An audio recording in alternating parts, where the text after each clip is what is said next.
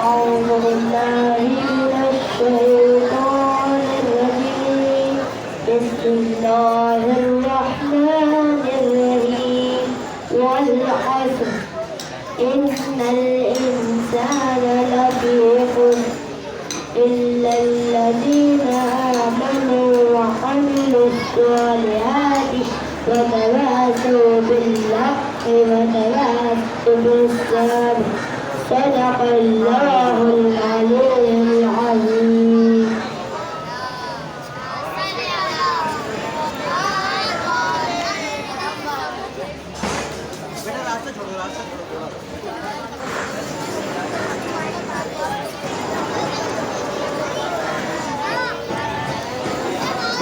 محمد وآل محمد صلوات.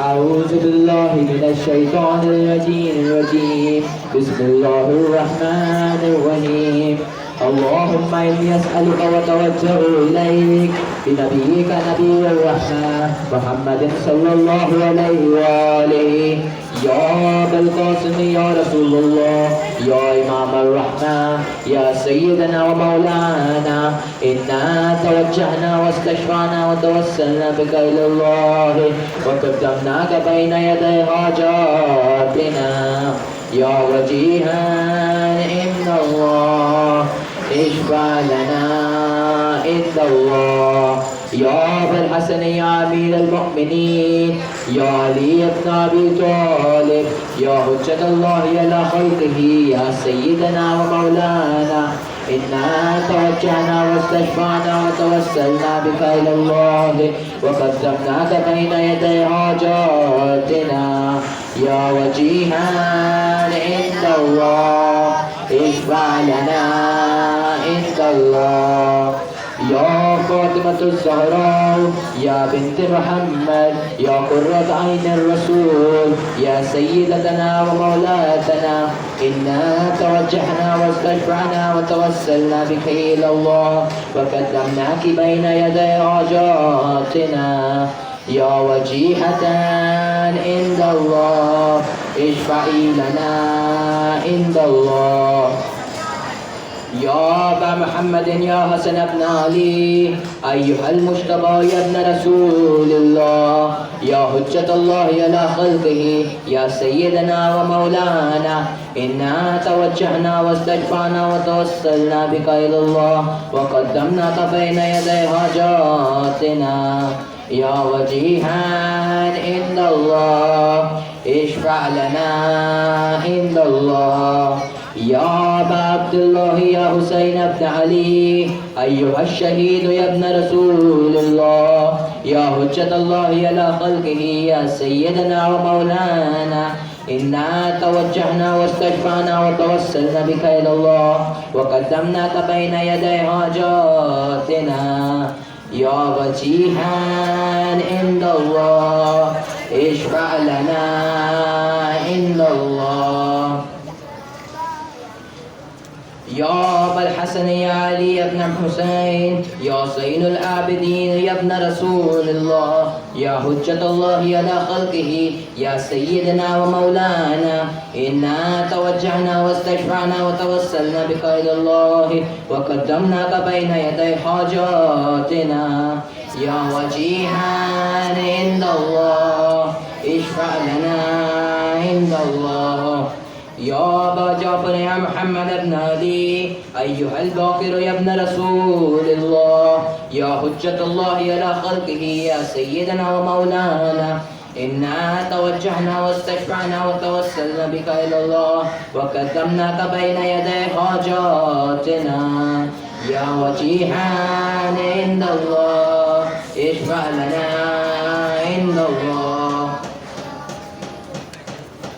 يا أبا عبد الله يا جعفر بن محمد أيها الصادق يا ابن رسول الله يا حجة الله على خلقه يا سيدنا ومولانا إنا توجهنا واستشفعنا وتوسلنا بك إلى الله وقدمناك بين يدي حاجاتنا يا وجيها عند الله اشفع لنا عند الله يا أبا الحسن يا موسى بن جعفر أيها القاسم يا ابن رسول الله يا حجة الله على خلقه يا سيدنا ومولانا إنا توجهنا واستشفعنا وتوسلنا بك إلى الله وقدمناك بين يدي حاجاتنا يا وجيها عند الله اشفع لنا عند الله يا أبا الحسن يا علي بن موسى أيها الرضا يا ابن رسول الله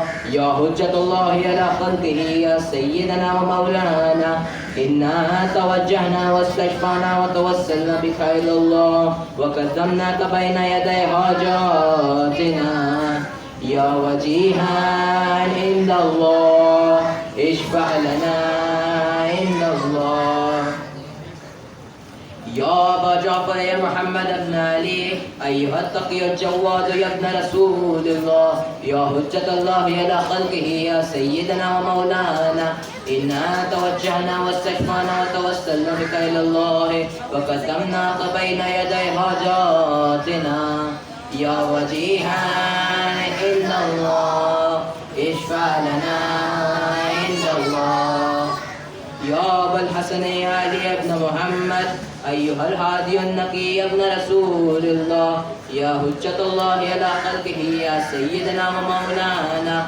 إنا توجهنا واستشفعنا وتوسلنا بك إلى الله وقدمناك بين يدي حاجاتنا يا وجيها عند الله اشفع لنا عند الله يا أبا محمد يا حسن بن علي أيها الزكي العسكري يا ابن رسول الله يا حجة الله على خلقه يا سيدنا ومولانا إنا توجهنا واستشفعنا وتوسلنا بك إلى الله وقدمناك بين يدي حاجاتنا يا وجيها عند الله اشفع لنا عند الله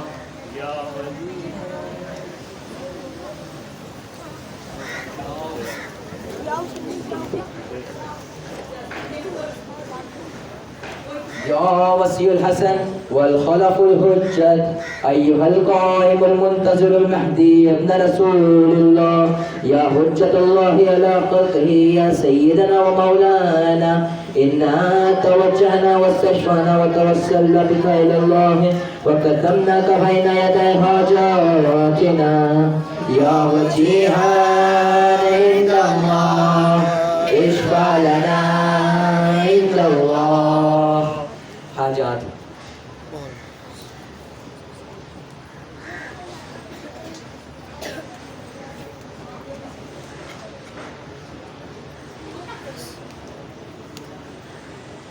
बैठ जा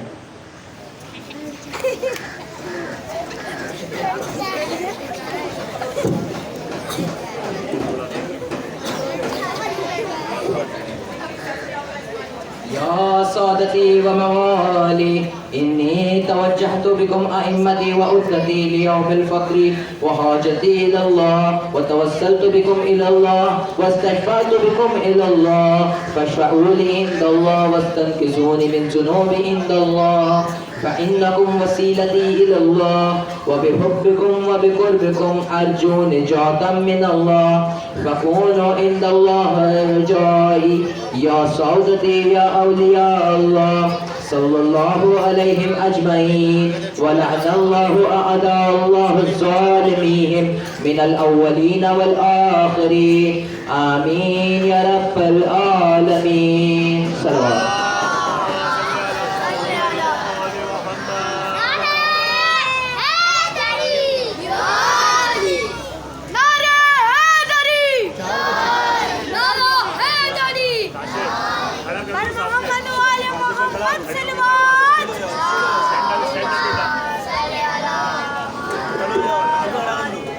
खड़े हो गए चलो खड़े हो जाओ ज्यादा पढ़ने वाला है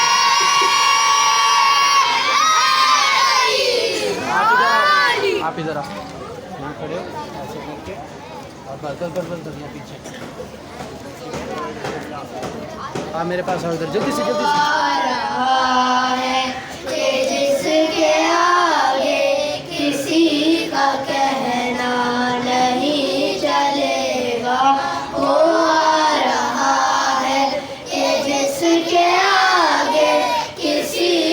کہنا نہیں چلے گا بغیر فرمانے ابن زہرا بغیر فرمانے ابن زہرا نظام دنیا نہیں چلے گا وہ آ رہا ہے کہ جس کے آگے کسی کا کہنا نہیں چلے گا کہیں گزارش نہیں چلے گی کسی کی سازش نہیں چلے گی کرے گا کر وہ عدل قائم کوئی سفارش نہیں چلے گی چلائے گا وہ علی کا سیکا چلائے گا وہ علی کا سیکا کسی کا سیکا نہیں چلے گا وہ آ رہا ہے کہ جس کے آگے کسی کا کہنا نہیں چلے گا حق نہ ہوگا کوئی کسی سے نماز روزے بھی ایک ہوں گے امام آئیں گے لوٹ کر جب ہر ایک مؤذن بغور سن لے اذان ہوگی غدیر والی اذان ہوگی غدیر والی یہ کم زیادہ نہیں چلے گا وہ آ رہا ہے کہ جس کے آگے کسی کا کہنا نہیں چلے گا مریں گے سب مصلحت کے عادی کہاں پہ جائیں گے یہ فسادی چھپائیں گے کس طرح سے چہرے حرم سے ہوگی یہ جب منادی میری حکومت میں اس زمین پہ میری حکومت میں اس زمین پر حضور زہرا نہیں چلے گا وہ آ رہا ہے کہ جس کے آگے کسی کا کہنا نہیں چلے گا خدا واحد کا فیصلہ ہے کہ نور کامل ضرور ہوگا ہزار فتنے اٹھائے دنیا ولی کا لازم ظہور ہوگا بغیر امام زمانہ اکبر بغیر امام زمانہ اکبر کبھی زمانہ نہیں چلے گا وہ آ رہا ہے کہ جس کے آگے کسی کا کہنا نہیں چلے گا محمد وآل محمد صلی اللہ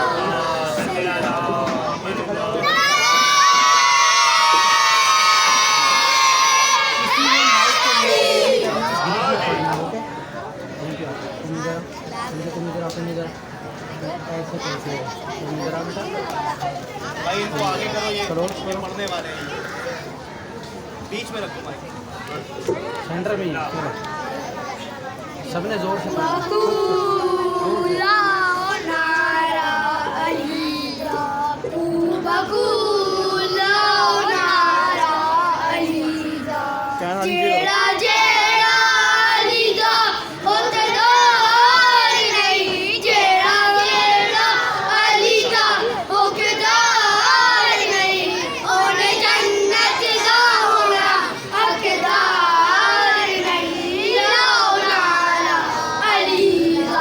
Cuba,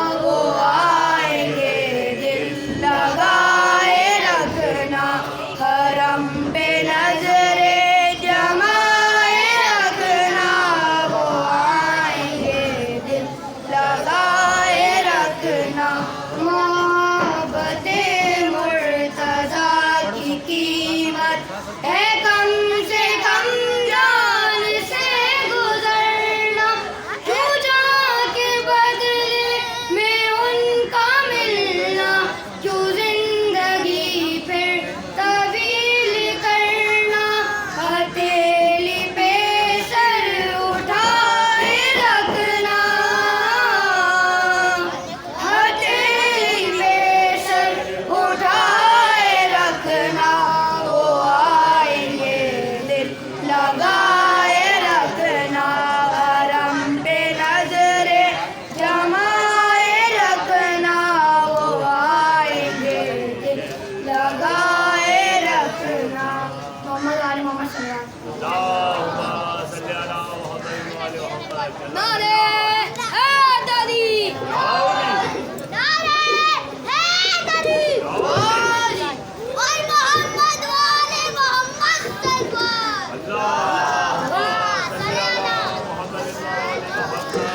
محمد وآل محمد صلوات۔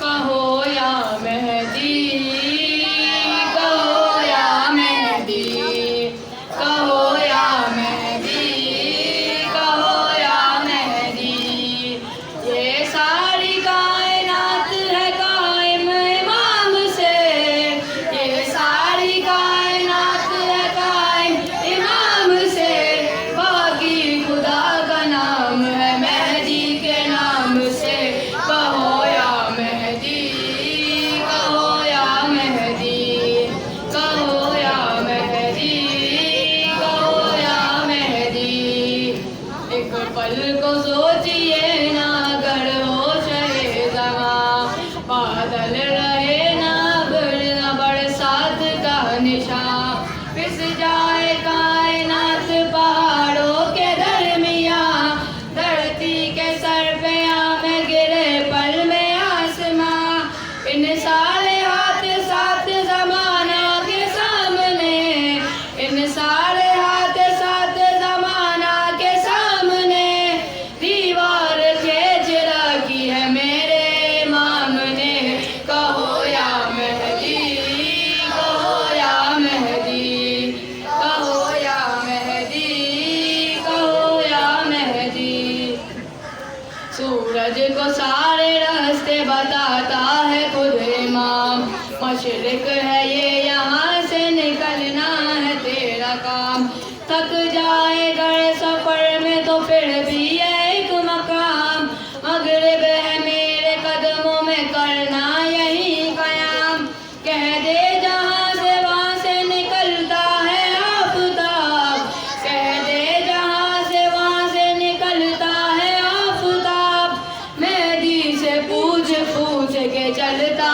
ہے آفتاب، کہو یا مہدی، کہو یا مہدی، کہو یا مہدی، کہو یا مہدی، وہ ہے تو کائنات ہے، وہ ہے تو زندگی، وہ ہے تو یہ نماز ہے، وہ ہے تو بندگی، وہ ہے تو آ رہی ہے صدا یا حسین کی، وہ ہے تو ہو رہا ہے جہاں میں علی علی، اب جو خلاف ذکر علی لب ہلائے گا، اب جو خلاف ذکر علی لب ہلائے گا، دنیا سے بے حساب جہنم میں جائے گا، کہو یا مہدی، کہو یا مہدی، کہو یا مہدی، کہو یا مہدی، محمد وآل محمد صلوات۔ اللهم صل على محمد وآل محمد۔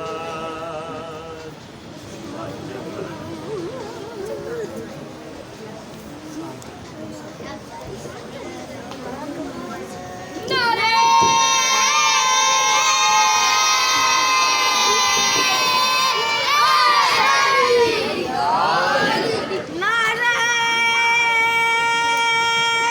حیدری، اور محمد والے محمد صلوات۔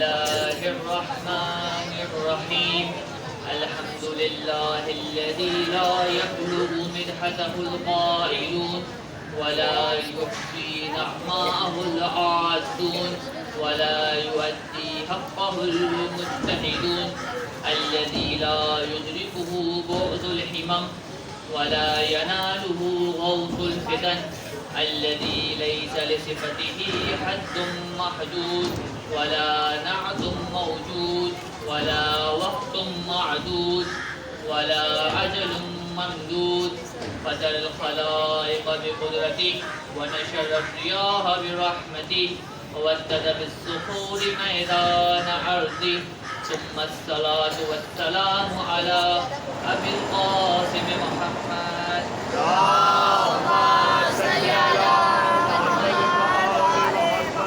والسولة الحيدرية والعصمة الفاطمية والحلم الحسنية والشجاعة الحسينية والعبادة السجادية والمعاصر الباقرية والآثار الجعفرية والعلوم الكاظمية والحجج الرغبية والجودة التقوية والنقاوة النقوية والهيبة العسكرية والغيبة الإلهية القائم بأمر الله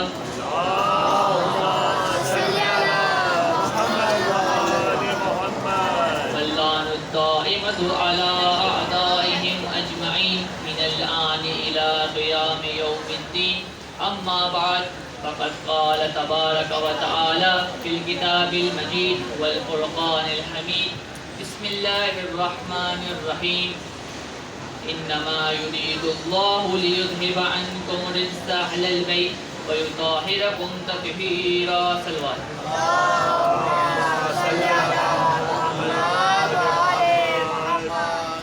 سب سے پہلے تو میری جانب سے آپ تمام طلاب کرام اور آپ تمام اساتذہ کو اور اس کے بعد ہم سب کی جانب سے وقت کے امام امام زمانہ عجل اللہ تعالیٰ فرجہ شریف کے حضور ان کے والد محترم امام حسن عسکری علیہ السلام کی ولادت کی مبارکباد پیش کرتے ہیں۔ محترم طالب علموں، محترم اسٹوڈنٹس، آج کا دن یعنی 10 ربیع الثانی 232 ہجری کا دن وہ بابرکت دن تھا کہ جس دن کے سورج نے اپنے طلوع ہونے کا آغاز اپنے امام حسن عسکری علیہ السلام کی زیارت سے کیا۔ امام حسن عسکری علیہ السلام امام علی النقی علیہ السلام کے فرزند تھے اور آج کا یہ وہ دن تھا کہ جس دن امام علی النقی علیہ السلام کے گھر میں گلدستہ امامت کے 11ویں پھول امام حسن عسکری علیہ السلام کی ولادت بامبارک ہوئی۔ آپ کے والد کا نام جیسے کہ آپ سب کے لیے واضح ہے کہ امام علی النقی علیہ السلام تھا اور آپ کی والدہ کے مختلف نام تاریخ کے اندر آئے ہیں۔ اس میں سے مشہور ترین نام جو ہے وہ حدیثہ ہے، اس کے علاوہ سوسان، اسفان اور دوسرے نام جو ہیں وہ ذکر کیے گئے ہیں۔ پھر ہم چلتے ہیں امام کی کنیت اور امام کے القاب کی طرف۔ امام کی کنیت ابو محمد ہے۔ آپ سب کے لیے واضح ہوگا کہ کنیت کس کو کہا جاتا ہے۔ کنیت عربی زبان میں جس شخص کا جو سب سے بڑا بیٹا ہو اس بیٹے کے نام سے اس باپ کو جب پکارا جاتا ہے تو اس کو کہا جاتا ہے کنیت۔ تو امام علی النقی علیہ السلام کی امام حسن عسکری علیہ السلام کی جو کنیت تھی وہ ابو محمد تھی، کیونکہ امام زمانہ علیہ السلام کا نام بھی محمد تھا۔ اس کے بعد چلتے ہیں امام کے القاب کی طرف۔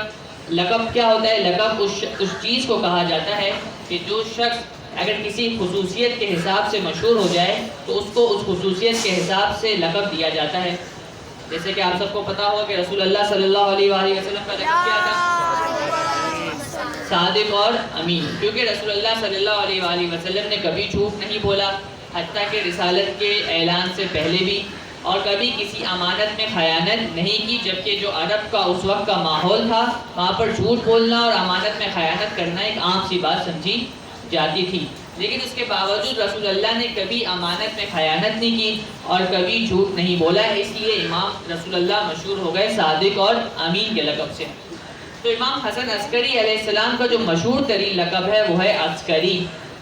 عسکر عربی زبان میں فوجی چھاؤنی کو کہتے ہیں، یعنی جہاں پر آرمی اور فوجی رہا کرتے ہیں۔ تو امام کا لقب یہ کیوں پڑا؟ کیونکہ امام جس شہر میں تھے، امام حسن عسکری علیہ السلام کا مزار مبارک کس شہر میں؟ سامرا میں۔ سامرا پہلے سرمنڈرا کے نام سے مشہور تھا، یعنی جو اس کو دیکھے وہ خوش ہوا، پھر آہستہ آہستہ استعمال کی وجہ سے یہ سامرا ہو گیا۔ تو معتمد عباسی جو خلیفہ عباسی میں سے خلیفہ تھا، اس نے اس شہر کو بسایا تھا اور اس میں ایک محلے کا نام عسکر رکھا گیا تھا، اور اس کی وجہ یہ تھی کہ وہاں پر اس بادشاہ اور خلیفہ معتمد نے اپنی فوجوں کو جمع کر رکھا تھا۔ اور معتمد نے امام علی النقی علیہ السلام کو جب مدینہ سے بلا کر سامرا کے اندر قید کر رکھا اور نظر بند کر دیا تو اسی محلے میں رکھا گیا۔ اس کی وجہ سے یہ محلہ عسکر کے نام سے مشہور ہوا، اور امام علی النقی اور امام حسن عسکری عسکرین کے نام سے مشہور ہو گئے۔ لیکن ایک اور وجہ بھی ذکر کی گئی ہے کہ امام حسن عسکری اور امام علی النقی کا لقب عسکری کیوں پڑا۔ وہ وجہ یہ ہے کہ ایک دفعہ خلیفہ متوکل نے امام علیہ السلام کے اوپر اپنا روب اور دبدبہ ڈالنے کے لیے امام کو اپنی محل کی چھت پر لے گیا، اور کیونکہ وہ علاقہ فوجی علاقہ تھا تو سامنے بے حد نگاہ جو ہے وہ فوج موجود تھی، اور 90,000 کا لشکر جو ہے وہ موجود تھا۔ جیسے کہ آپ سب دیکھتے ہیں جب 23 مارچ اور 14 اگست کی جب پریڈ ہوتی ہے تو اس میں کتنی ساری آرمیز ایک ساتھ چل رہی ہوتی ہیں، تو ایک خوف اور ایک دبدبہ دشمن کے اوپر آ جاتا ہے۔ تو وہ یہ چاہ رہا تھا کہ امام حسن عسکری کے اوپر بھی یا امام علی النقی علیہ السلام، دونوں اماموں کا ذکر موجود ہے بعض کتب میں، تو امام کے اوپر جو ہے وہ روب اور دبدبہ ڈال دے، لیکن اس کو نہیں پتا تھا کہ یہ اس گھرانے کی شخصیت ہے کہ جس کے اختیار میں خدا نے تمام زمین اور آسمان کے لشکروں کو مسخر کر دیا ہے۔ جب وہ امام کو اوپر لے گیا چھت پر اور تکبرانہ انداز میں امام کو اپنے لشکر کا معائنہ کرایا تو امام مسکرائے، اور امام نے کہا کہ اب تم نے اپنے لشکر کا معائنہ کرا دیا، اب میرے لشکر کا معائنہ کرو۔ پھر امام نے اس کو اپنی 2 انگلیوں کی جانب سے دیکھنے کا کہا، تو جب اس نے امام کی 2 انگلیوں کی جانب سے دیکھا تو کیا دیکھتا ہے کہ تا حد نگاہ فرشتے کھڑے ہوئے ہیں، اور جن کی لمبائی زمین سے لے کر آسمان تک ہے، یعنی ان کے قد زمین سے لے کر آسمان تک ہے، اور ان کے ہاتھوں میں مختلف قسم کے ہتھیار ہیں کہ جن کی لمبائی بھی زمین سے لے کر آسمان تک ہے۔ جب اس نے اس منظر کو دیکھا، اس ہیبتناک منظر کو دیکھا تو اسی وقت بے ہوش ہو گیا۔ تو اس کی وجہ سے کیونکہ امام نے اس کو اپنی فوج کا معائنہ کرایا تھا، اور عربی میں فوج کو عسکر کہا جاتا ہے، فوجی چھاؤنی کو، اس لیے امام عسکری کے لقب سے مشہور ہوئے۔ تو امام کے لقب عسکری ہونے کی یہ 2 وجوہات ذکر کی گئی ہیں۔ ایک صلوات پڑھے محمد و آل محمد۔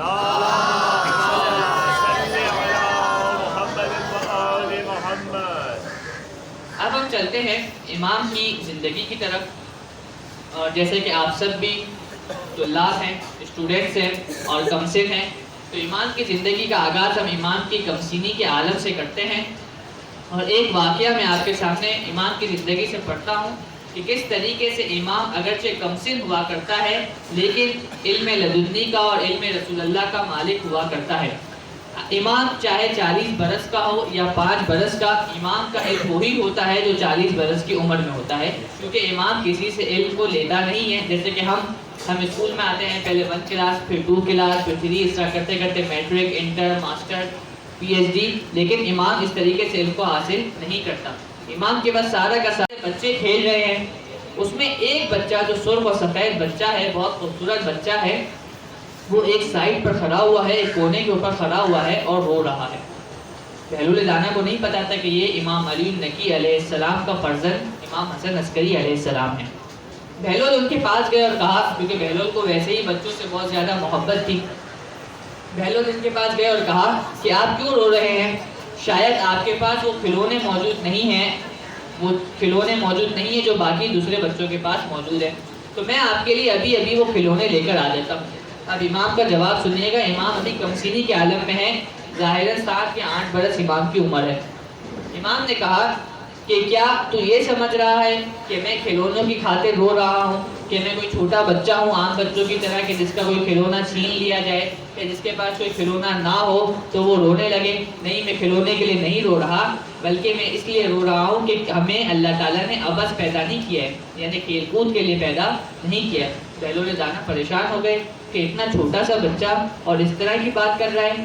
تو بہلول دانا نے کہا کہ آپ کو کیسے پتہ چلا کہ اللہ تعالیٰ نے ہمیں خلق کیا ہے علم اور عبادت کے لیے، یعنی ہم علم حاصل کریں اور عبادت کریں؟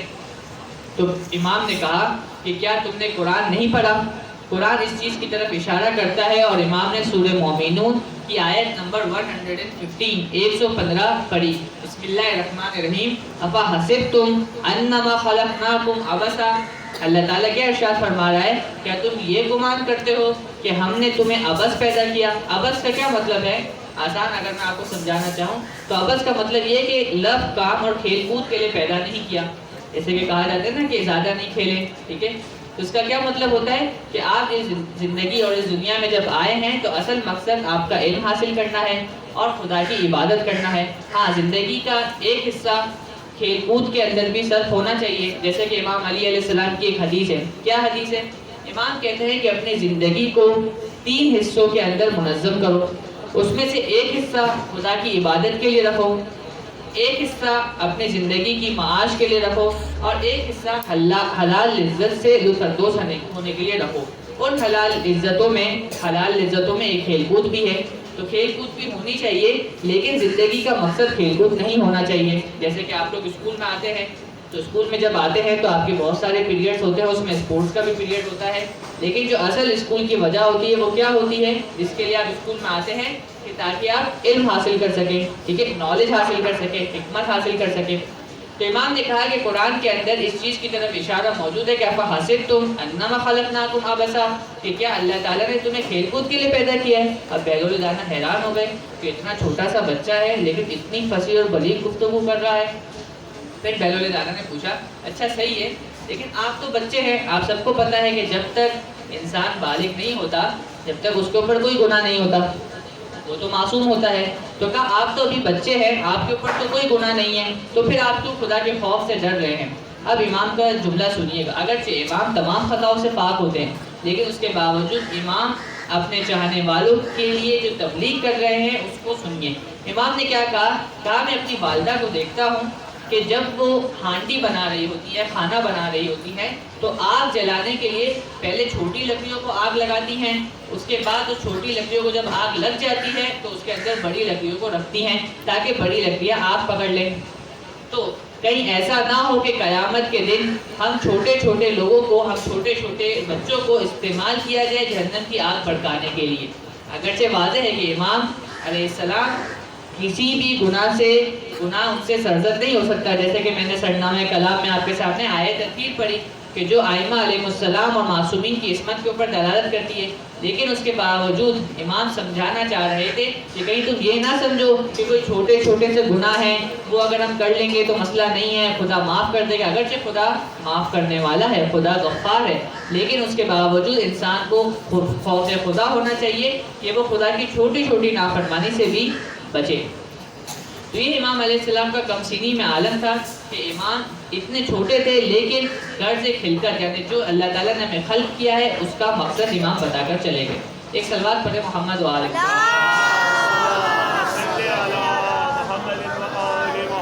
ایک اور واقعہ امام کے کم سینی کا ہی ہے کہ امام حسن عسکری علیہ السلام کھیل رہے تھے کہ کنویں کے اندر گر گئے. جیسے ہی کنویں میں گرے تو گھر کی جو خواتین تھیں وہ اسی کو بکا کرنے لگی, اور امام علی النقی علیہ السلام اپنی نماز میں مشغول تھے. امام علی النقی علیہ السلام اس چیز کو بکا کی طرف بالکل متوجہ نہیں ہوئے. جیسے کہ امام علی علیہ السلام کا آپ نے سنا ہوگا کہ امام علی علیہ السلام کو جب جنگ صفین میں پیر کے اوپر تیر لگا تو لوگوں نے کہا کہ جب علی نماز پڑھ رہے ہو, امام علی علیہ السلام نماز پڑھ رہے ہو, اس وقت ان کے پیر سے تیر نکالنا, کیونکہ اس وقت ان کو اس کا درد بالکل بھی محسوس نہیں ہوگا. کیوں محسوس نہیں ہوگا؟ کیونکہ وہ اس وقت خدا کی عبادت میں اتنے مشغول ہوں گے. تو ہمیں بھی چاہیے کہ ہم اس طریقے سے عبادت کریں. اگرچہ ہم اس طریقے سے عبادت نہیں کر سکتے, لیکن کوشش کریں کہ جتنا ہو سکے نماز پڑھتے ہوئے یا قرآن پڑھتے ہوئے ان کے معانی کی طرف اور خدا کی طرف متوجہ ہوں. اور متوجہ ہونے کی میں آپ کو ایک مثال دے دیتا ہوں.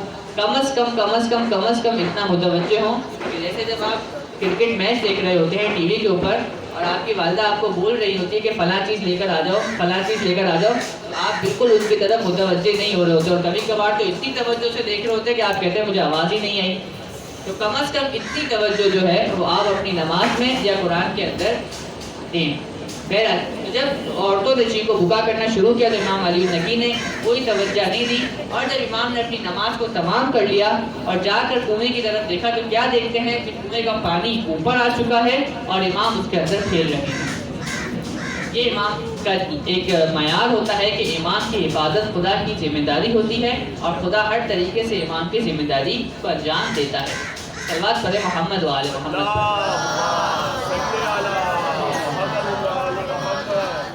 بس 2 اور روایات اور واقعات آپ کے سامنے ذکر کرتا ہوں اور آپ کی رحمت تمام. ایک عورت تھی جس کا تعلق امام علی علیہ السلام کے زمانے سے تھا، جیسے کہ جابر بن عبداللہ انصاری. انہوں نے کتنے اماموں کا زمانہ دیکھا؟ 5 اماموں کا. امام محمد باقر علیہ السلام تک زندہ رہے اور رسول اللہ نے کیا کہا تھا کہ میرے 5ویں بیٹے کو میرا سلام کہنا. اسی طریقے سے ایک عورت تھی ام غانم، کہ جو بھی جس نے رسول اللہ کا زمانہ بھی دیکھا، امام علی کا زمانہ بھی دیکھا اور ان کے بعد بھی بعض ائمہ کے زمانے دیکھے. وہ عورت کیا کرتی تھی؟ اس نے امام کو پہچاننے کے لیے، کیونکہ امام کو پہچاننے کے بہت سارے طریقے ہیں، اس میں سے کچھ طریقے علمی طریقے ہیں کہ آپ جو ہے وہ رسول اللہ کی حدیث جیسے من کنتو مولا فہذا علی مولا، کہ جس کا میں مولا ہوں اس کا یہ علی مولا ہے. تو اس سے ہمیں پتہ چل جاتا ہے کہ رسول اللہ کے بعد خلیفہ کون ہے؟ امام علی علیہ السلام. بعض دفعہ پہچانا جاتا ہے امام کو معجزات کے ذریعے، جیسے کہ رسول اللہ کو پہچانا گیا. رسول اللہ کا معجزہ کیا تھا؟ قرآن مجید، چاند کے 2 ٹکڑے کرنا. تو اسی طریقے سے وہ جو عورت تھی ام غانم، اس نے ایک طریقہ اپنایا ہوا تھا. وہ کیا کرتی تھی کہ جب بھی کوئی امام کی شہادت ہوتی تھی اور دوسرا امام آتا تھا تو وہ ایک پتھر لے کر آتی تھی. اس کے پاس پتھر کا ایک ٹکڑا ہوا کرتا تھا اور وہ امام کے پاس لاتی تھی اور کہتی تھی کہ اگر آپ سچے امام ہیں اور خدا کی طرف سے منسوب کیے ہوئے ہیں تو آپ اس پتھر کے اوپر مہر لگا دیں. اب آپ کو پتہ ہے مہر کس چیز کے اوپر لگتی ہے؟ جو چیز نرم اور نازک ہو اس کے اوپر مہر لگتی ہے، یعنی اسٹیمپ. ٹھیک ہے، پتھر تو سخت ہوتا ہے تو پتھر کے اوپر کیسے اسٹیمپ لگے گی؟ پتھر کے اوپر تو اسٹیمپ نہیں لگ سکتی. تو اگر کوئی امام ہوگا تو وہ اپنے معجزے سے اس پتھر کے اوپر اس پتھر کو نرم کر دے گا اور اسٹیمپ لگا دے گا، جس طریقے سے حضرت داؤد کا معجزہ تھا کہ وہ لوہے کو نرم کر دیا کرتے تھے، لوہے کو پگھال دیتے تھے، پگھال نہیں بلکہ نرم کر دیا کرتے تھے. اسی طریقے سے وہ امام کے پاس لاتی تھی اور کہتی تھی کہ آپ اس کے اوپر مہر لگا دیں. تو ایک کے بعد ایک امام اس کے اوپر مہر لگاتے جاتے تھے. اور جب ام غانم کا انتقال ہو گیا تو یہ پتھر اس کی اولاد کی طرف اس نے دے دیا اور کہا کہ جب بھی تمہیں امام کو پہچاننا ہو یہ لے جاؤ امام کے پاس اور کہو کہ اس پہ مہر لگا دے. یہ زمانہ گزرتا گیا یہاں تک کہ مجمع ابن سالد جو ام غانم کا پوتا یا پڑپوتا تھا، وہ اس کو جب پتہ چلا کہ امام علی النقی علیہ السلام کی شہادت ہو گئی ہے تو وہ امام حسن عسکری علیہ السلام کے پاس آیا اور کہا کہ اگر آپ امام ہیں تو اس پتھر کے اوپر مہر لگا دیں. تو امام علیہ السلام نے اس پتھر کے اوپر مہر لگا دی اور یہ ثابت کر دیا کہ امام خدا کی طرف سے منسوب ہے اور خدا نے امام کو برحق امام بنایا ہے. اس وقت ایک راوی جو موجود تھا اس کے دل میں یہ سوال آیا کہ یہ شخص کون ہے؟ اسی وقت امام نے اس کی طرف متوجہ ہو کر کہا کہ اے راوی، اے شخص، یہ مجمع ابن سلد. اور پھر پورا امام نے جو ہے اس کا شجرہ بتاتے ہوئے کہا کہ یہ ام غانم کی اولاد سے ہے کہ جو امام کو پہچاننے کے لیے پتھر کو لاتی تھی اور اس کے اوپر مہر لگواتی تھی. اور اس عورت کا نام مشہور ہو گیا تھا صاحب الحساب. حساب کہا جاتا ہے عربی زبان میں پتھر کے ٹکڑے کو، صاحبۃ الحساب یعنی پتھر والی. تو یہ اس ام غانم کا لقب مشہور تھا. یہ امام علیہ السلام کا ایک اور معجزہ تھا کہ جس سے امام نے اپنی امامت برحق کو ثابت کیا. ایک اور واقعہ کہ جو بلکہ 2 واقعے میں مختصراً آپ کے سامنے پیش کر دوں کہ جس واقعے کی وجہ سے امام کا تمام عالم اسلام کے اوپر ایک کرم ہوا اور امام نے تمام عالم اسلام کو بچا لیا. صرف عالم تشیع کو نہیں بلکہ تمام عالم اسلام کو امام نے اس واقعے کے ذریعے بچا لیا. وہ کیا واقعہ تھا کہ امام حسن عسکری علیہ السلام کے زمانے میں ایک فلسفی تھا جس کا نام اسحاق کندی یا اسحاق ابن کندی کے نام سے مشہور تھا. اور وہ فلسفی ایک کتاب لکھ رہا تھا. اس کتاب میں وہ کیا لکھ رہا تھا؟ اس کتاب میں وہ یہ لکھ رہا تھا کہ قرآن کی بعض آیتوں سے ٹکراتی ہیں، یعنی خدا کہیں کچھ اور کہتا ہے اور کہیں کچھ اور کہتا ہے. اور یہ چیز ایک خدا سے اور ایک عالم یعنی خدا بند مطاع جو قادر مطلق ہے اور تمام علوم کو جاننے والا ہے، اس سے یہ بات سزاوار نہیں ہے. کیوں؟ کیونکہ جب انسان ترقی کرتا ہے، جیسے کہ آپ 1 یا 2 کلاس میں ہیں، کل کو 5 6 کلاس میں جائیں گے، پھر میٹرک میں جائیں گے، پھر انٹر، پھر ماسٹرز، تو آپ کا علم بڑھتا رہے گا. جو علم آپ کا 5 کلاس میں ہے وہ علم آپ کا ماسٹرز میں نہیں ہوگا، آپ کا علم بڑھ جائے گا. اور جس طریقے سے آپ دیکھتے بھی ہیں کہ سائنس بھی جب ترقی کرتی جاتی ہے تو پہلے سائنس کا کچھ اور نظریہ ہوتا ہے، 20-25 سال بعد بدل جاتا ہے. کیوں؟ کیونکہ انسان کا علم ہمیشہ ترقی کے مراحل کے اندر بڑھتا رہتا ہے. اس لیے انسان جو بات 30 سال پہلے کہہ رہا ہوتا ہے 30 سال بعد کوئی اور بات کہہ رہا ہوتا ہے. آپ لوگوں نے خود بھی دیکھا ہوگا کہ جب آپ چھوٹے تھے تو آپ کسی اور طریقے سے سوچتے تھے، جب آپ 9-10 کلاس میں آ چکے ہیں تو آپ کسی اور طریقے سے سوچتے ہیں. لیکن قرآن کے اندر اس طرح کی چیز موجود نہیں، اور یہ اس بات پہ دلالت ہے کہ قرآن کریم انسان کی طرف سے نہیں بلکہ خداوند متعال کی طرف سے ہے. لیکن وہ فلسفی کیا کر رہا تھا کہ وہ بعض آیات کو ملا رہا تھا اور کہہ رہا تھا کہ خدا قرآن میں یہاں کچھ اور کہہ رہا ہے اور یہاں کچھ اور کہہ رہا ہے. مثال کے طور پہ کہیں کہہ رہا ہے کہ شفاعت نہیں ہو سکتی اور کہیں کہہ رہا ہے کہ نہیں شفاعت ہو سکتی ہے. تو اب یہ آیت دوسری آیت سے ٹکرا گئی ہے. یا مثال کے طور پہ کہیں کہہ رہا ہے خدا ایاک نعبد و ایاک نستعین کہ صرف میری عبادت کرو اور میری سے ہی مدد مانگو، اور کہیں کہہ رہا ہے کہ استعینوا بالصلاۃ کہ نماز سے مدد مانگو. تو یہ بعض آیتیں بعض ٹکرا رہی ہیں. تو وہ یہ کتاب لکھ رہا تھا، جس کتاب کو اگر وہ لکھ دیتا تو قرآن معجزہ نہیں رہتا، اور قرآن معجزہ نہیں رہتا تو نعوذ باللہ رسول کی رسالت نہیں رہتی اور مسلمان اپنے دین سے پھر جاتے. جب امام حسن عسکری علیہ السلام کو یہ خبر ملی تو امام کا ایک شاگرد تھا، ایک اسٹوڈنٹ تھا کہ جو اسحاق کندی کے پاس بھی پڑھتا تھا. امام نے کہا کیا تم اپنے استاد کو جا کر اس طرف متوجہ نہیں کرا سکتے کہ یہ آپ غلط کام کر رہے ہو؟ تو شاگرد نے کہا کہ ہم تو شاگرد ہیں، وہ استاد ہیں، ہم کیسے ان کا مقابلہ کر سکتے، ان کے پاس تو ہم سے زیادہ علم ہے، وہ کوئی بھی ہمیں جواب دے کر چپ کروا دیں گے. تو کہا اچھا میں تمہیں ایک سوال دیتا ہوں، وہ سوال جا کر اپنے استاد سے کرنا. کہا کیا سوال؟ کہا اپنے استاد سے کہنا کہ کیا یہ ممکن ہے کہ جس نے قرآن کریم کو لکھا ہے یا جس نے قرآن کریم کو نازل کیا ہے اس کی مراد کچھ اور ہو اور جو آپ سمجھ رہے ہو آپ کی مراد کچھ اور ہو.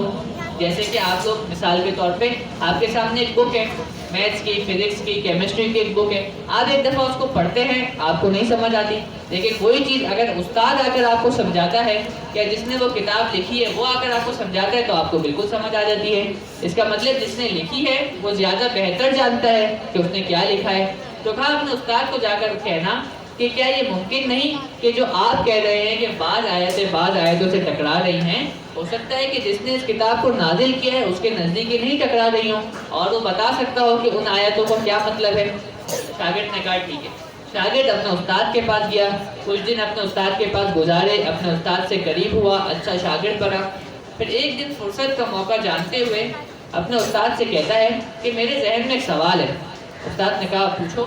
کہا کیا یہ ممکن نہیں کہ جو آپ کتاب لکھ رہے ہیں کہ بعض آیتوں سے ٹکرا رہی ہیں، تو کیا یہ ممکن نہیں کہ خداوند متعال کی بعض آیتوں سے کچھ اور مراد ہو اور وہ جو بعض آیتیں اس سے ٹکرا رہی ہیں اس سے کچھ اور مراد ہو، تو آپس میں ٹکراؤ نہیں رہے گا.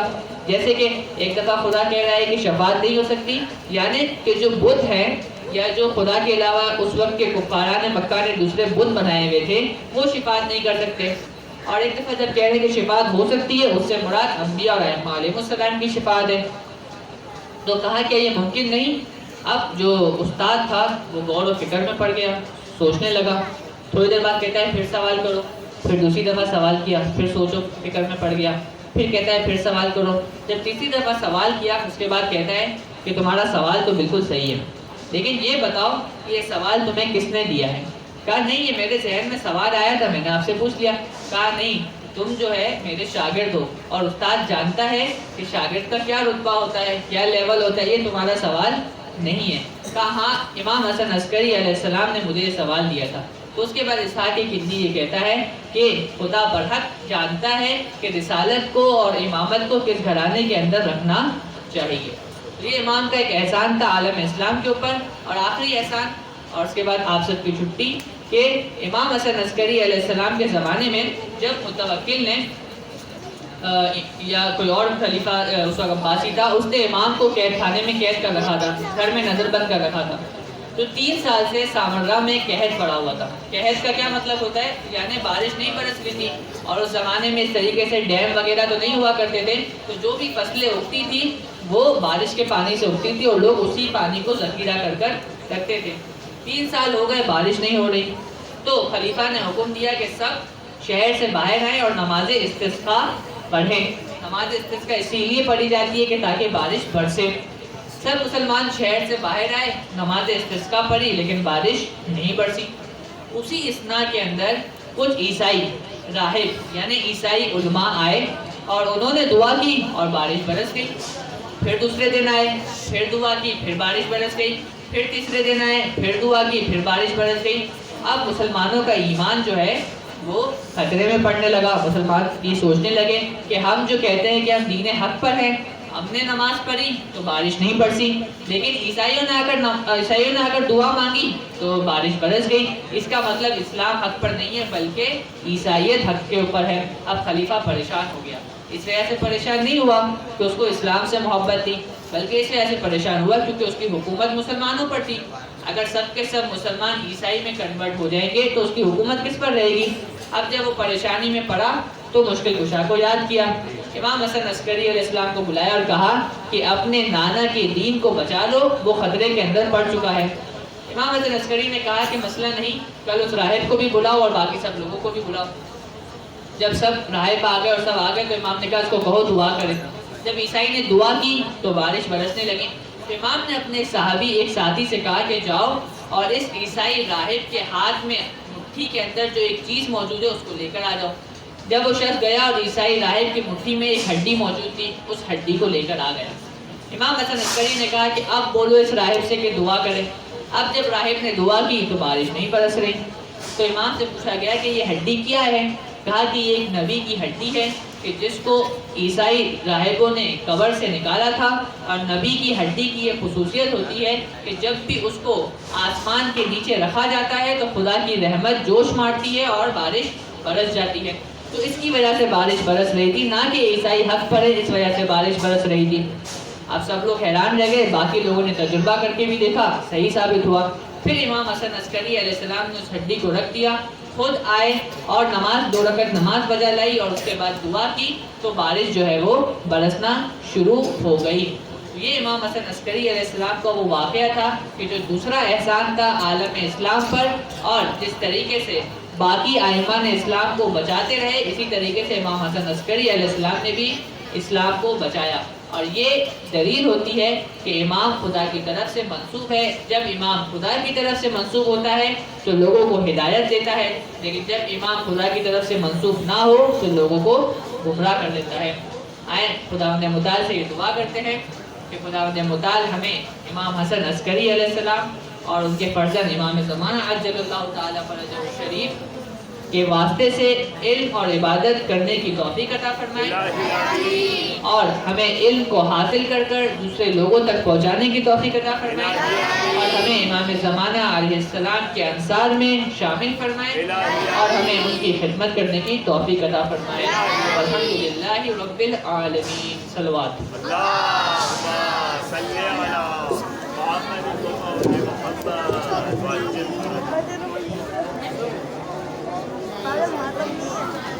آئے بیٹا متوجہ زیارت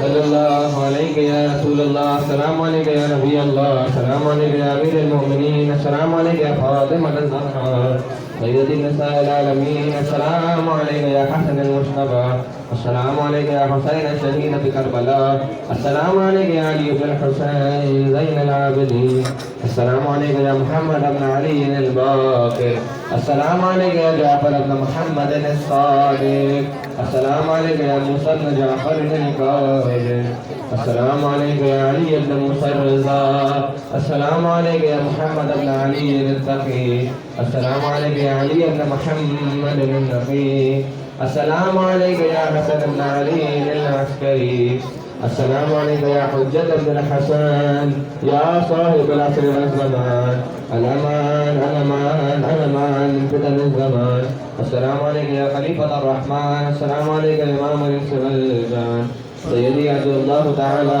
خرجت، اللہ تعالی مخرجت، ورحمۃ اللہ وبرکاتہ۔